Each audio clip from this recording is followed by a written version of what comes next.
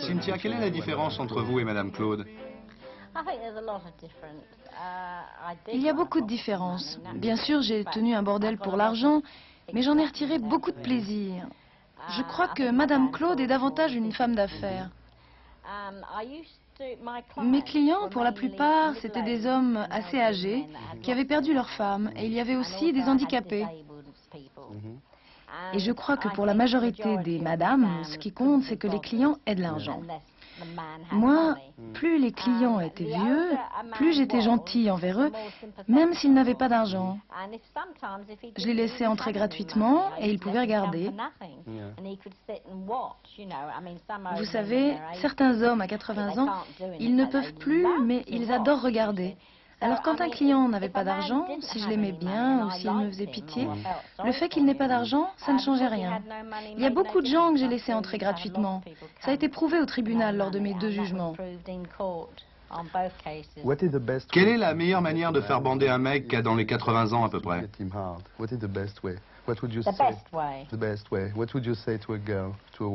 Quel conseil donneriez-vous à une fille ou à une épouse?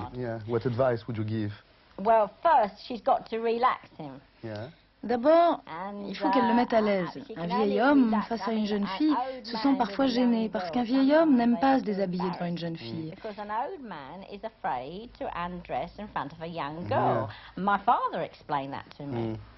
C'est mon père qui m'a expliqué ça. Mon père m'a dit, j'aimerais bien une fille jeune, et je lui avais trouvé une fille d'environ 28 ans. Lui avait 68 ans. Et il m'a dit, non, Cynthia. J'ai dit, pourquoi? Il m'a dit, je serais trop gênée. Si j'étais plus jeune, je te dirais, d'accord, mais j'ai du ventre et je serais gênée de me déshabiller devant une jeune femme. Il faudrait que tu me trouves une femme d'environ 35 ou 39 ans.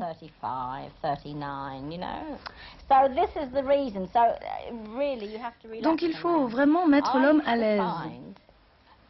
Moi, je trouve que le meilleur moyen pour faire bander un homme, surtout quand il a bu un verre de trop, c'est le vibromasseur. Généralement, je garde un vibromasseur sous le lit. Et quand un client avait trop bu et que la fille n'arrivait pas à le faire jouir, je branchais le vibromasseur.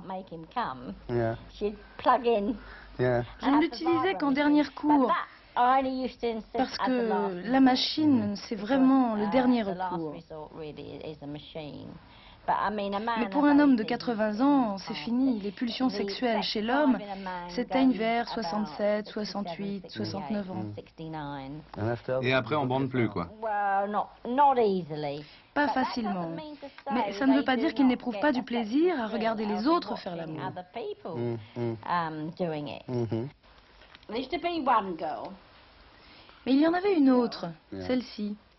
Elle était très bien faite, très jolie. Mais les clients se plaignaient car à chaque fois qu'elle faisait l'amour, elle gardait une cigarette allumée en train de se consumer dans le cendrier, comme vous faites. Comme moi, ouais. Et des fois, elle faisait une pipe aux clients et les clients me disaient, parce que les clients, quand ils n'étaient pas contents, ils venaient se plaindre. Ils me disaient, elle est jolie, mais elle est vraiment un peu trop décontractée. Je leur demandais pourquoi. Ils me répondaient, eh bien, elle est en train de me faire une pipe et puis tout d'un coup elle s'arrête et elle dit, excusez-moi, il faut que je prenne une bouffée.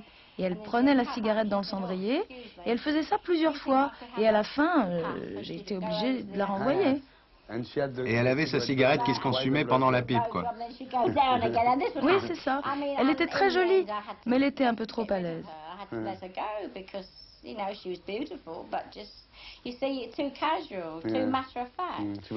n'était pas assez pro, quoi. Il y avait une autre fille qui était vraiment très très jolie. Elle se faisait appeler la princesse indienne. Alors elle parlait politique quand elle était au lit avec un client.